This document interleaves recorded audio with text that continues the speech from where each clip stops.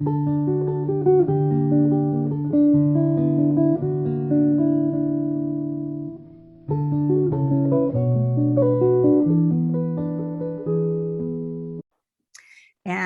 so I would like to relate to you how this fun day happened.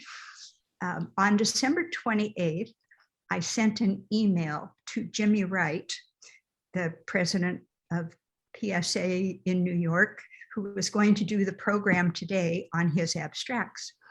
And Jimmy sent me an email back and he said, Dodie, yesterday I got terribly sick and today I was diagnosed with COVID. And I was just stunned. And he said, I'm vaccinated and boosted, thank heavens. And he said, I expect to be fine, but I don't know if I'll feel like doing this meeting in January or if I would be up to it. Could I please come in February? And so first, I would say that he emailed me just the other day and I told him I did not tell you all as a group that he had COVID because I didn't want to invade his privacy, but that we were all concerned about him and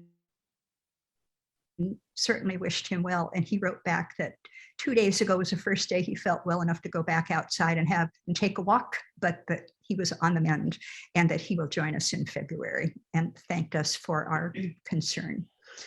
So anyhow, after I finished the email with him, I went, oh, I've got 10 days and no program now.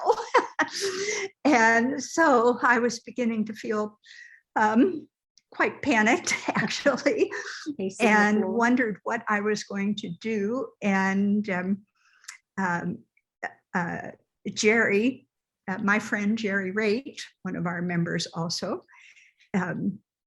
she called me up and said, what are you doing? And I said, I'm pacing the floor, wondering what I'm going to do for a program.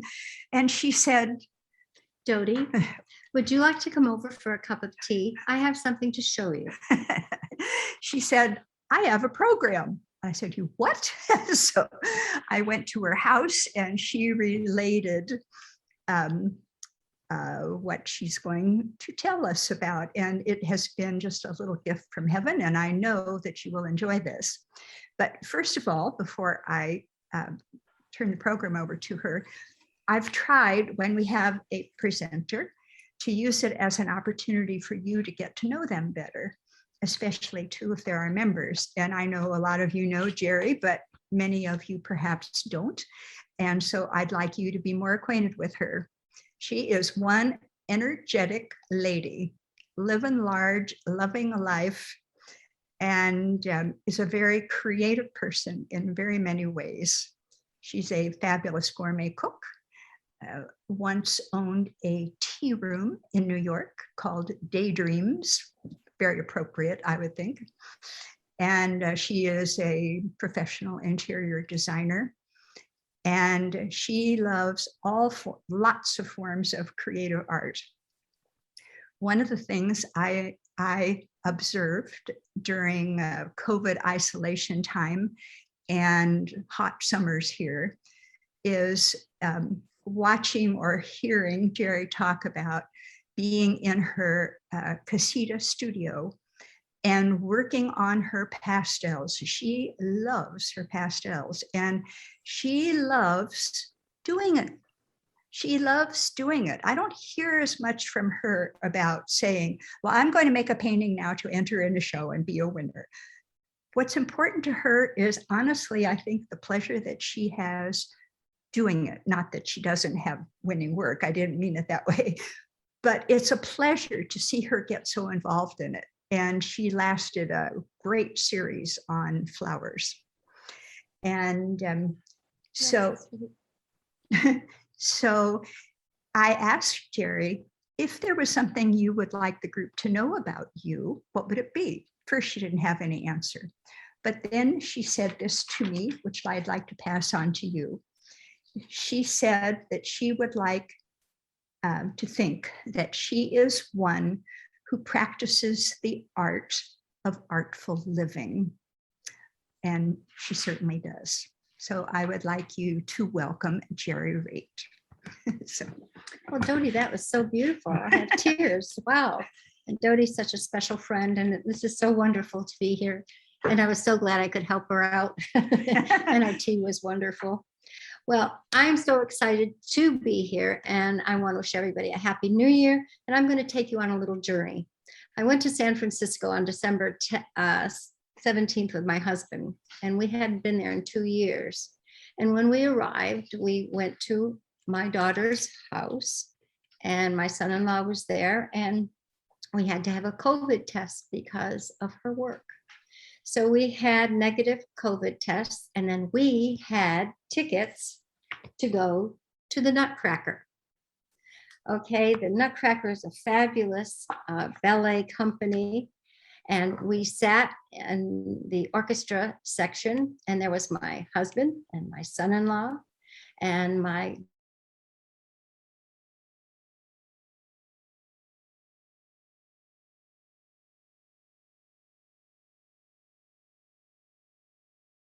his friends and another family. And Kelly, I am so, so proud of her. She graduated from Pratt Institute of Art. And when she was studying in Venice, she said, Mom, I don't want to be a starving artist. I want to paint with light.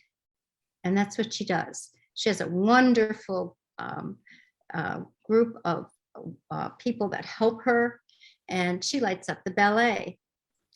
And I am so, so proud of her. And while I was there, I discovered that there was this show, Color into Line, at the museum. And I said, Kelly, I know you're so busy. You have 2 shows and we're going to be flying off, but can we have an art date?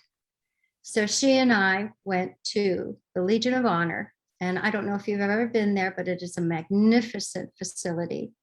It's in Land's End. So she drove to Land's End. We got there, the Pacific Ocean. You could see the Golden Gate Bridge. You okay? I'm sorry, I was just playing around. Oh no, hold on. I was trying to be sure that she was spotlighted for the group. Okay. Okay, there we go. Okay, so it's a fabulous facility, and it was the Legion of Honor is a museum that was a gift of Alma and Adolf Spreckels, and he was the sugar magnate, and he also had race horses. And the French government gave them permission to construct a permanent replica of the French pavilion, and it was dedicated to the memorial of the 3,500 Californians who died in World War I. It's a fabulous, fabulous facility. It houses European art. There's ceramics. There's beautiful furniture, which is right up my alley. And they have teaster beds and marquetry and all their pieces. It's just unbelievable. But we went to the gallery, and I said to Kelly, I said, we wanted to be the first ones there. So we opened the gallery, and when I took pictures, I don't have a lot of people around because there weren't a lot of people around. We were the first ones. And so we're going to go through the show, but I have to tell you something. This is the book that my daughter bought for me for my birthday.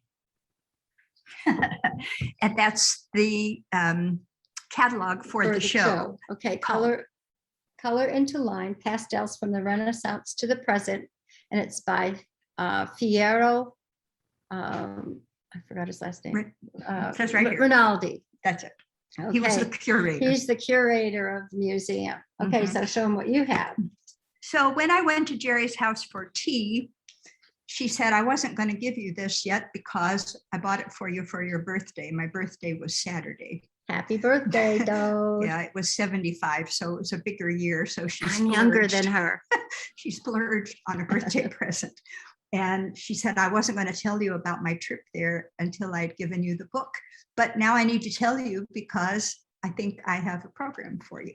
So. And also, Dodie has done her homework, and you've researched this too. So she and I are going to bat back and forth. This isn't a Jerry show. All righty. So okay, shall we start? Yep. I have to flip over to her pictures now. Okay. Okay, this is color into line pastels from the Renaissance to the present. The next one. Before I switch to this, I want to encourage you that if you have a comment or a thought, please just unmute yourself and jump right in, because we'd like to feel like you're interacting with us. So I welcome you. You don't have to put it on chat, okay? Right. All right. Oh, this is where I laid my book down on my pastel box. So that's the whole cover. Okay, we entered the show. Kelly and I entered the show. We were the first ones there. Color into line. This was projected on the wall. And then we went to the left. Oh, I hate it when this happens. We went to the left. Come on, go left. Oh, never know why suddenly there. Oh, there it is. Right, Okay. Sorry. And look what we saw. We saw all vials of pigment. It was so fascinating. And I want to show you, these were the colors that they used in the Renaissance. Now, every time you pick up one of your wonderful pastels, you are going back to history, to the Renaissance. So these were all the colors that they had: black, white, red, yellow, ochre, blue, purple. And then they mixed them to make these beautiful flush colors. However, in the show, you're going to see the progression of portraiture because there wasn't any green. Green became prominent. Can they see that though? Yeah. Became in the early 19th century. They used verdigris and vinegar and it wasn't stable. They tried using Prussian blue, yellow, and the Swiss found the formula. So every time you pick up one of these fabulous pieces of pastel, you are working with history. The interesting part, I thought, in the curator's writing was that in the beginning, of course, all of these were natural pigments. Mm-hmm. But if you think about it, I mean, there's so much green out there in the world, but nothing hard and green that could be ground and mixed with a medium to be made into a stick. And the writing said that they never found a very acceptable green by mixing yellow and blue, right, to make an actual pastel stick. And that was fascinating to me, to think that it was difficult, you know, before they came up with a green pastel pigment. So we'll be able to see some landscapes, which we weren't able to see in the beginning of the show. So let's start with our first one. Oh, here we go again. Okay. No, why does it do this? Panic, no panic. Sometimes I do not understand. If anybody can tell me why it chooses not to advance sometime. Hold on, let me go out of my, hold on a minute. Uh-oh. Hold on a minute, technical difficulties. Now, why did that lock it up? These are the nightmares I have when I think about running your meetings. Okay, I'm going to stop the screen share and restart it. Yeah, that will happen. Okay. Back to photos. And ta-da. Ta-da. And there's our tools of the trade. And they had this in a case and it was very nice. Next. Okay, this is the first one. This is a head of a woman. Wait. I have a question. Jerry, back on those pastels, did they have any brands that we're familiar with? Yes, they did. Mm-hmm. In that case. Were they what were they, like Unisons or something? Go back. It went by so fast I didn't. I can't advance. I was just curious. They were all current. They were. Okay. Yeah. I'm just curious. Okay. All right. So here we are. This is the head of a woman looking down. This is by Bernino Lanino. And this is Italian in 1509. Now, Dodie, how old is that? 1509. Over 400 years old. Um, Yeah, didn't we talk yes, about for that? those of you who wonder if your pastels will last, you should take note. 500 years old. 500. Yeah, 500 years old. Incidentally, I would like to add a comment here. You might ask yourself, I wonder why these particular artworks were showing in the gallery. And the show is a compilation, or the curator drew all of these artworks from different museum collections in the Bay Area. In the Bay Area. And as from well as private patrons. collectors and patrons in the Bay Area. So that was where these works were drawn from. And there's that blue paper that they used. They made the comment that with those, what they refer to as flesh tones and the colors they had in the 1500s, that they often use them on blue paper, which I imagine magnify or intensified the colors, especially well. Okay, please advance. Do not know why it doesn't automatically advance. What do you Come on. Darn it. There. Cody, will it advance if you click on the forward arrow key in your keyboard? That's what I normally use. And I just advance off of that. And then I can stay in full screen. Otherwise, I have to go out of full screen to get back to it, which is irritating. So work, baby. The other thing I noticed is there's that little arrow on the Not gonna right fiddle hand with side of anything else. Okay. Okay. This is a portrait of a lady as Diana in 1720. This is Rosaba Carrera. And she was the Venetian and the first woman Pastels to be accepted in 1720 to the Académie Royale in Paris. And she broke the glass ceiling. Very good. The next one is a portrait of a woman by Jean Batisse Perot. And Kelly and I commented how beautiful her silk taffeta was portrayed. That is gorgeous. And it looks like somebody I know. It's a beautiful, beautiful painting. I would like you, as you look at these, especially some of the older ones, to think, I wonder what substrate it was put on. Many of them, we noted, were on what they just referred to as paper. Well, what paper was that compared to what you're using? And then how the choice of their surface might have affected, the ultimate effect of the pastel. Okay, the next one. This is green at last. We have some landscapes. And this is the Grunwald in 1890. And this is by Max Lieberman. And I think you have another one of that. Yeah, that's Kelly's picture. And I just love the linear line, and they don't always tell the whole story either. Look at the sky. And maybe because of the cost of paper, sometimes, they don't cover all the surfaces. How are we possibly to know? It might have been just a very fresh, spontaneous plein air painting. So. Okay. Oh, here we are. This is Sarah in a large flowered hat. She's holding her dog, and this is 1901, and this is Mary Cassatt. And pastel was a fabulous medium for her because children are very wiggly. And you can see that. Look at her arms. She took the time there, but everything else is pretty sketchy. Like she just sketched it right in, and you love her eyes.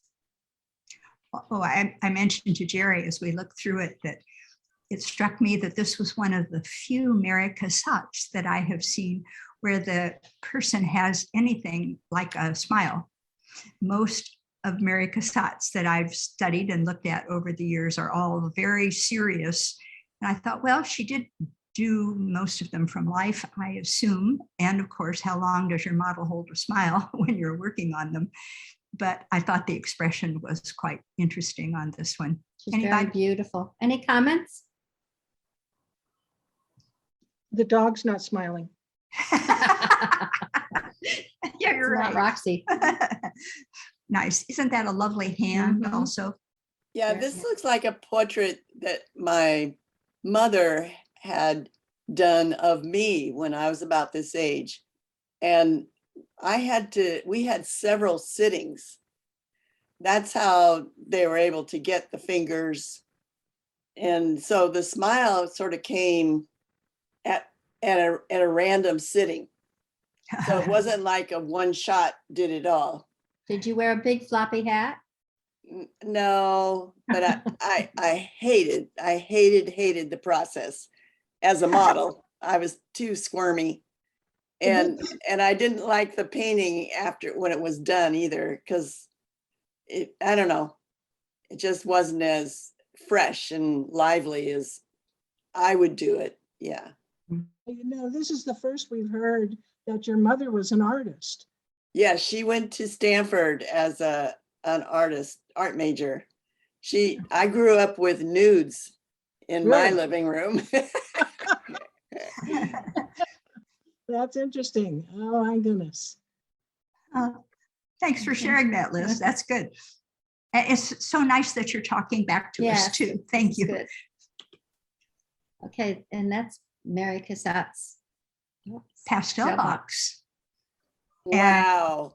She's Take, got the papers on them. Mm-hmm. take a good look at the pigments and the papers, And the box. and the box. This is the box. Wow. I was looking at that one red pigment all crumbly there. Yeah. Thinking of that how many, even with the same binders, the same filler, if it's a lightened or darkened shade, some pigments just Are too fragile. are more fragile than others. But Mhm. it's wonderful to see that and imagining her fingers, Right. those up. Oh, no. I wonder if that's a Sennelier. What does it say on that little thing there? That label. It's hard to read. Yeah, Matepro, Chanel G. Edouard, no, probably not Sennelier then. French. No. No. No, they're fat too. They look pretty Yeah. fat, short and fat. Yeah, they do.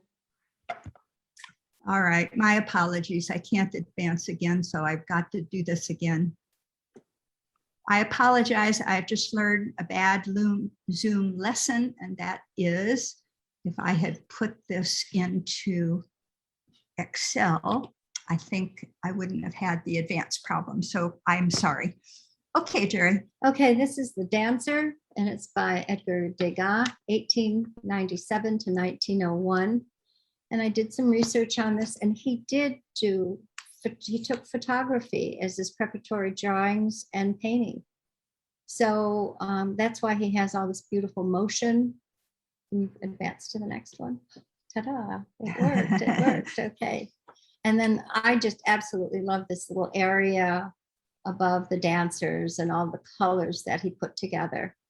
And it had a lot of motion, and we love the dancers. There we go. It's that beautiful area. And Kelly and I both took this picture. That's too funny. Mhm. In the text from the curator, That's this one. oh, you go ahead and say that. Oh, okay, no, go ahead. It's the next one. Oh, that's just more of that. More of the dancer. Okay, Okay. this one is the seated bather drying her hair, and it's Degas in 1905. And they discovered through infrared light that the charcoal were charcoal underpaintings. So this reminds me of Tony Lon. He's painting with his charcoals, and then he has pastel over it. And we were trying to figure out these shades that this model is in. And so here's the towel, and she's wiping her neck. And so then there must be towels draped over the upper part of the chaise. When I first looked at it, don't laugh, but it almost looked like a horse or something to me real quick. And her hand, her left hand is Is holding her mop hair. of what appears to be red hair. Mhm. So I think the And next one beautiful is an colors. enlargement. Yes, beautifully done. I was reading a little more that Degas used many substrates, that he used tracing paper laid on board, Mhm. that he used silk laid on board. I believe laid means adhered or glued to board. And many of those substrates are really not very friendly toward pastel. So he used a lot of fix. And so he laid down his charcoal drawing. The example that I saw somewhere else was that it was a fully rendered value study in charcoal. It wasn't just outline sketches. And then he fixed it rather heavily and then proceeded to add the pastel on top of his charcoal sketch. So I just want to throw in, when we saw the Tony Elaine demo in October, Tony Elaine was using a charcoal pastel, and he did that painting. I laid in all of the shapes of the trees and the mountains and everything in charcoal pastel. That's what I had. And then he put the pastel over the top, Mhm. if you'll remember. Mhm. And so when Eve Miller did her presentation in December, I tried something where I did Tony Elaine's laying down of the charcoal, and then I fixed it with the alcohol like Eve Miller did, so that it was all there. And then I put my pastel over the top of it. It actually came out pretty darn good. I was pretty pleased with the Layers result. and layers. Mhm. Yeah, so we just keep going back to the beginning, don't we? Yeah. Okay, here's Dogtown by Marsden Hartley in 1934. I really like this one. I like the colors opposite the color wheel. I like all the darks. It just struck me, took a picture of it. And Stieglitz gave Hartley his first show. And then he became friends with Kandinsky and Marx. So you can see the influences that he had at that time. Mhm. And I have to admit, I looked at this painting for quite a while, and I liked the forms, and I liked the abstraction of it and the dynamic quality that it had. But when I read that the title was Dogtown, I went, Dogtown. Dogtown? I just, okay, any comments out there on the title Dogtown? No. Oh. Well, Jerry gave me her explanation, whether this is What Jerry's. was this? What was my explanation? Well, don't you see all the dogs? Oh, in the there, dogs, Jody? definitely. 1, She- 2, 3, 4, 5. Right in the very center, you see a dog Mhm. lying in the middle, Mhm. and the shape in the very front foreground is an abstract dog. Mhm. Do you all Do you see that? Oh, yeah, you can see the whiskers on this one. Oh, yeah. It's Dogtown. Yeah. Yeah, I can see that. Interesting. I was glad she explained that to me. And this one, and there's also another one. Can you go forward? Uh, This is by Fenninger. It's Untitled Cottage Garden, 1902. There we go. That's the one I like. I think this is Kelly's picture. And it just looks like a wonderful garden, and the little post over here, he has his jacket. And I think we should go in and have tea. It has that, it's a very moody painting. Mhm. You like the house, the slanted house. Did you notice the side of the cottage? It's not vertical, No, it's angular. and it's just interesting. I love the foreground, all the movement that the foreground has, and the freshness of the artist's strokes and all. Anybody have any comments about this painting, how it strikes them? Okay, on we go. And this is Albert Bartholomew, the artist's nephew, Prosper in bed, 1882. He looks like my grandson, Matt. Okay, you've got a larger one, don't you? Okay, Dodie, you're the portrait artist. Tell Oh. us, this is the one that you liked. Sure, I would love it if my name was on this one. We all just exquisite, and you all don't need me to explain anything. It's your observations. Somebody else give me some feedback about this one. Any thoughts out there? And the contrast of the backgrounds. Well, I like the simplicity of the large shapes around the central focus of his face. It's like it all is simplified and leads to his gaze. Mhm. It's really love- beautiful. I It love is. the beautiful finesse of the face, just so exquisitely finished. And then the rest around it, the farther away we get from his face, of course, the fresher and looser, Right. less important the Mhm. marks. Look at his almost scribbles up in the top right corner. And I guess one of the things I've often thought is, when you can do those faces so exquisitely, You don't need I anything love more. when you say what's important to say and then You don't- make be sure the rest feels like it's been done by an artist and not a photographic image. And I just think that's marvelous. You might look at the color of paper he worked on Yeah, up in the upper left. right. See that it looks like it's on a On a brown brown paper paper bag bag. sort of Mhm. color. And that's a nice contrast for that teal. Look at the simplified color palette in it too. Right, I know. All Mhm. variations. I like the buttons. Mhm. They pop out. Yeah. Yeah, it's a nice Nice composition. contrast with the white, with the Mhm. comforter and the pillowcase. Mhm. So are this for sale? How many thousands? For extra million. Can you see up in the upper left corner under his name? It actually says Amon An artist, nephew, Prosper. in something, bed. Yeah. nephew Prosper, and then his signature, and then it has 1882. 1882. Keep your fingers crossed. Mhm. Well, artist, we thank you for letting us enjoy that beautiful piece.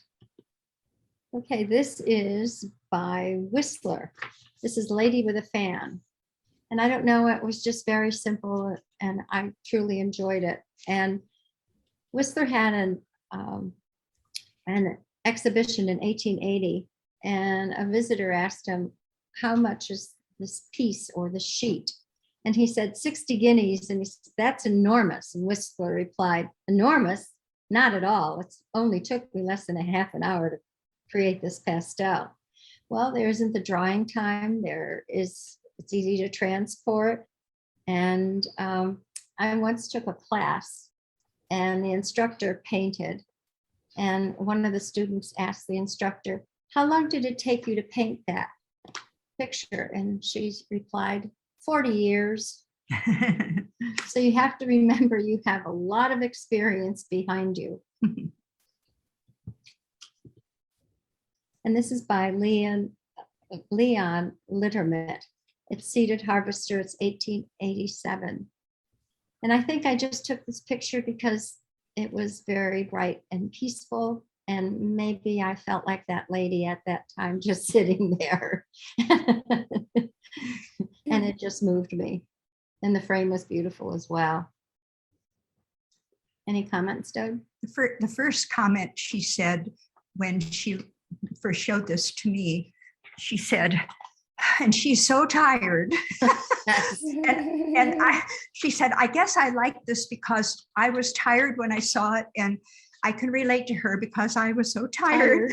And I remember thinking, it didn't strike me that way at all because the first thing I saw was that wonderful rush of yellow and gold and sun, which I felt as energizing. And then only later did I realize the woman is sitting there, She's real tired. placidly. So I guess we all see the painting through our own Own eyes. eyes and what we're feeling at the moment, don't we? So, Yeah, the composition of this is interesting. It's Mhm. got that Z sort of composition.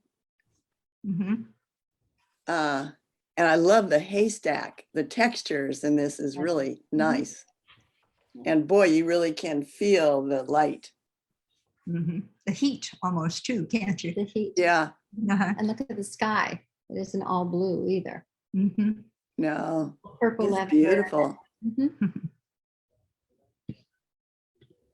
And I love this one. This is Irene de Bojas. This is Modesta 1940. And I think it's just the motion, simplicity. I just really enjoyed this, and the whole area of charcoal, and that has a lot of motion to it, and then it's kind of relaxing. Maybe I was in another relaxing mood, I guess, but I just thought it was I love her face and the tonality of it all.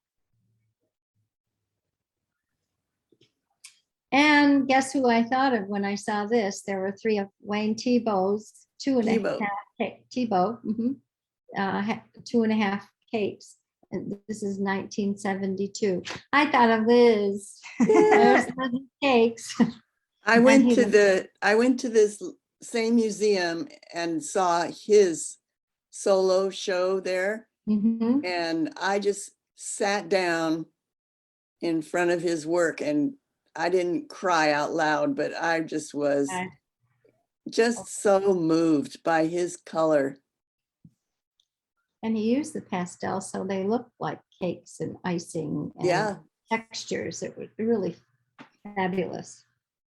Here's the shadows. Do you see the shadows? Each shadow is outlined in sort of a reddish yellow or something. right. Yeah, And the complementary colors. The complementary color. Yeah. yeah. That's And they're really, primaries too, which is neat. yeah. Really nice. Well, I thought of you, Liz. Thank you. I wondered where the other half of that cake went while he Yeah. was painting it. Okay, this is Claudia Brava. He's Chilean. It's called Mystic Package, 1967. And these are all California artists as well in this last room. This one, really, I hate to tell you, but it knocked my socks off. I don't know whether it was the light, the way it was positioned in the room, but I was just absolutely fascinated by it. First of all, why would I take the time to paint a package?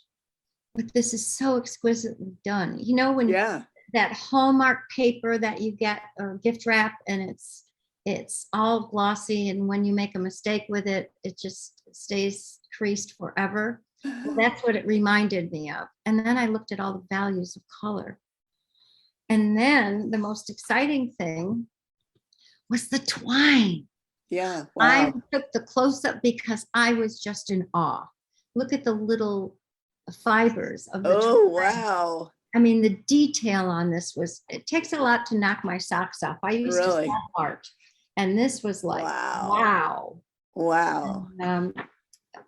I just truly, truly enjoyed it, and I really got excited over this piece. Yeah. One of the things too was the size of the piece. The Mhm. art is 30 by 43. Really? Just picture a full mat board at least. Wow. The size that the art was. Can you imagine yourself doing all those little nuances No. in that size? I would- There's a lot of interest in this because there's no address. Return to sender. Huh? It's a real teaser. Yeah. Yeah. I'm- So I stood in front of this in awe. I really, really, truly enjoyed this painting. And it left me very happy, to tell you. Maybe it's because it was before Christmas. I don't know. Don't you look at that and just look where the twine Mhm. meet at the at the Yeah. top. the crossbar in the middle. Look at the shadow off of that. Yeah. Don't you really think you feel like it was made by the light shining from the ceiling, Right. don't you? And just the tint of red is so subtle. Where did, oh, right there. Yes. Mhm. I mean, there's a lot of color in that off-white. Right. Mhm.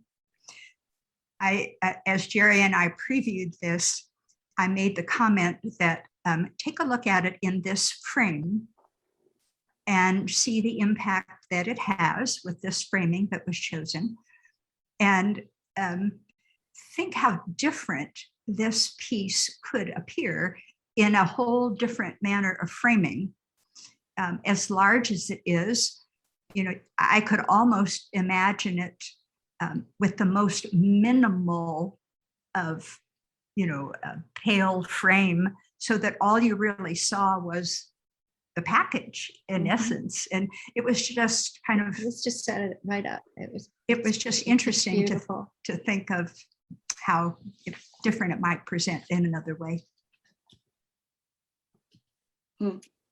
This is Joan Mitchell. It's untitled and it's 1991. And this is her pastel.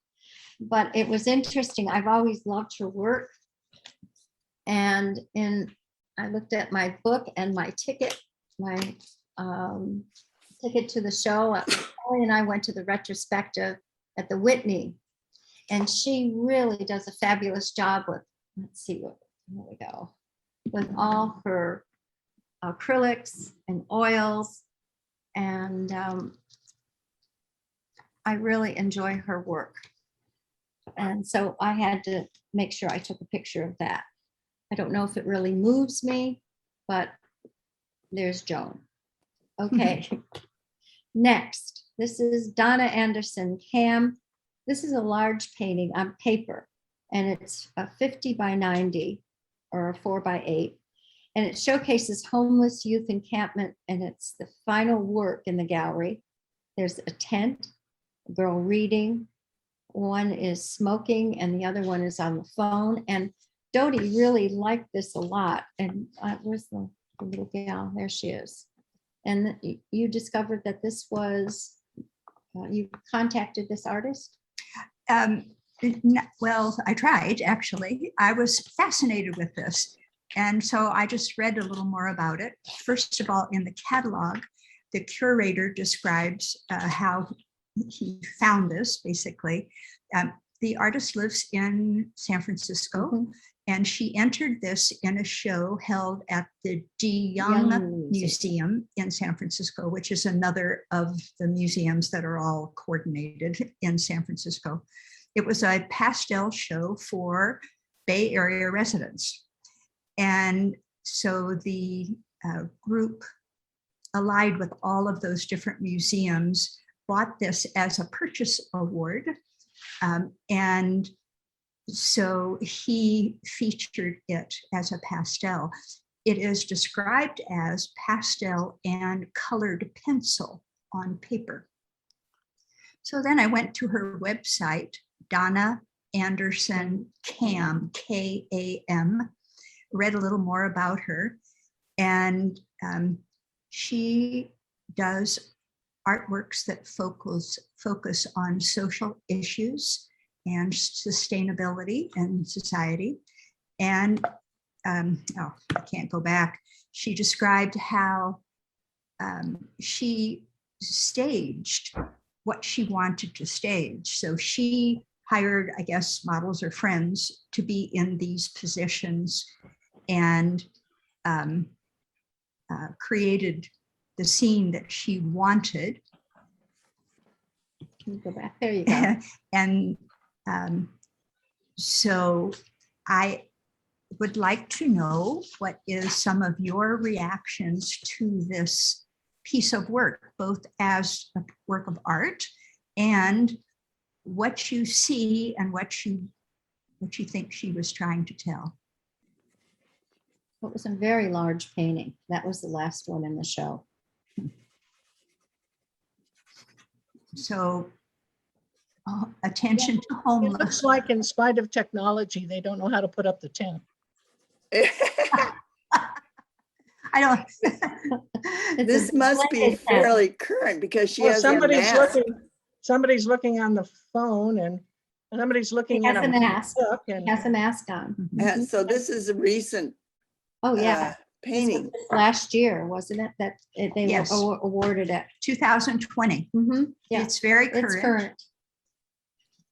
I guess. Yeah, really. Well, it's just so that teenagers, no matter what social economic stage they're in, are pretty consistently messing up their bodies, just like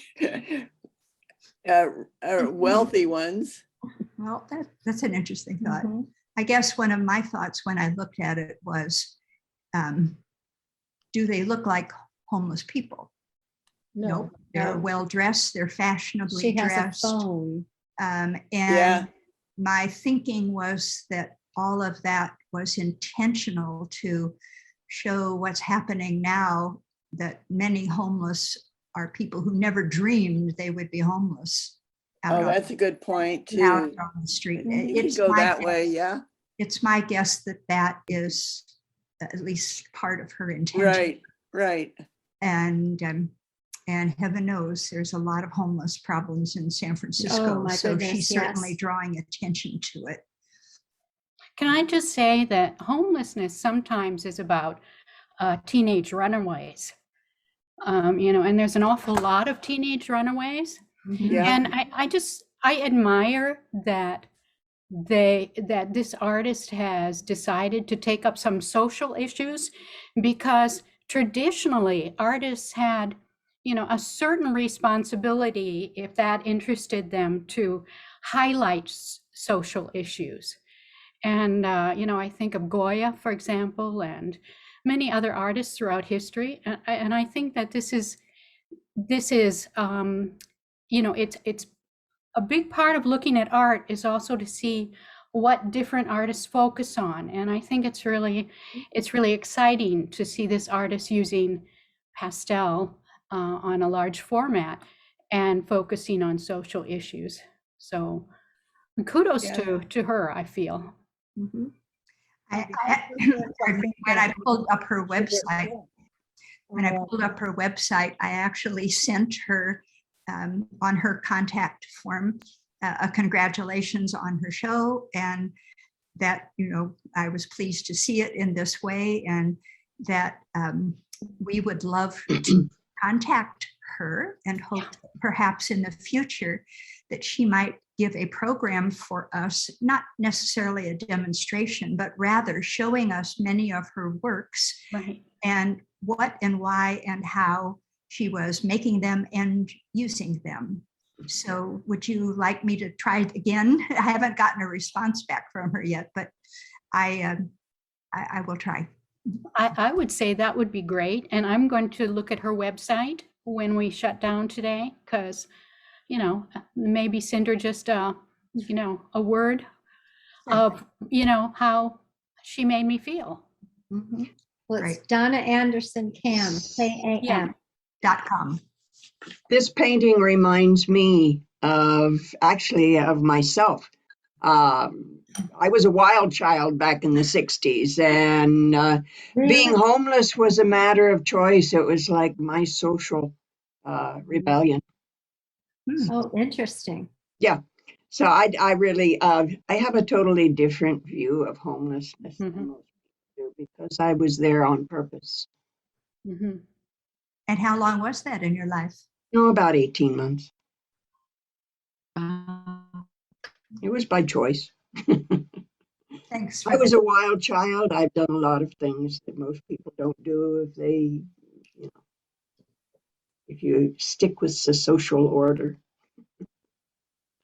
Well, when we made our travels this summer, we noticed that everywhere we went, all the way up the Pacific coast and back down through 395, there were homeless people everywhere. And a lot of them there seemed to be there by choice. There's actually a lot of the RV parks that we stayed in had places in the rear of the park where they allowed homeless people to come and set up old trailers or live in their car or a tent or something And they stayed there for, I don't know, months, I guess. It was kind of interesting, and you could tell that these people were there by choice, not really, they came and went and did their business and cooked their meals and where they wanted to be. Wow. Very good. Well, this concludes the pictures that Jerry took I had taken. and what she had done. And I wonder if before we finish the program, I would like to invite Kelly Corder, if you would like to put on your video and say hello to us.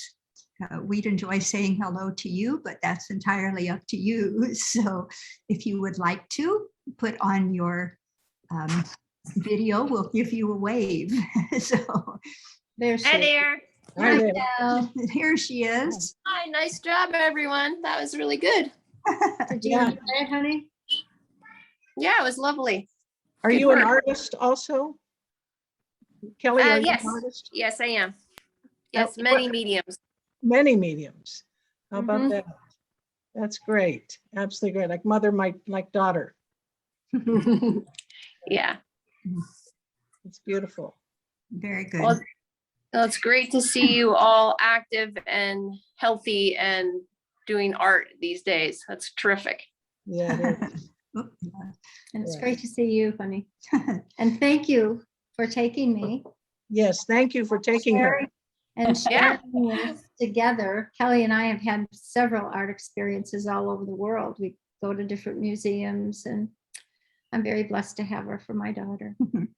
When Kelly travels with the ballet all over the world, Jerry has often met her in And those who has gone locations. to the ballet with me? Yes, and thanks to Kelly, I had a wonderful experience at the ballet, seeing it through her eyes. That was wonderful. Mhm. That's terrific. What do you do with the ballet? I do the stage lighting. Oh, the stage lighting. She Do you painted also the light. do you paint them also? Do you paint the dancers Oh, you mean in like kind of a Degas fashion? or in your fashion? No, not so much. No, I mean, they're not my subject as much. Oh, okay. What is your subject? Mostly nature. Nature, yeah. Yeah, mostly nature. But they're absolutely beautiful. But I think that because I get to spend so much time around them, I enjoy the motion and the music most. Right, right. Nice, very nice. Yeah. Well, you're in the right business for enjoying motion and music, aren't you? Mhm. Yeah, She very goes nice. into a beautiful world every night. Yeah, Well, it's great. then, Kelly, thank you for joining us. That was a pleasure. And Well, thanks for how including me. It's nice to see you all on a Sunday. about if everybody unmute yourselves now and give Jerry a little And show of your Jody. appreciation. So, Jody. Nice work. Yes, thank you. Poor guy. Thank you. Thank you very much. very good. That concludes our program, but I won't sign off right now. So I'll leave it open. So if anyone wishes to stay and chat about shows with Sharon or whoever stays on, we'll be here.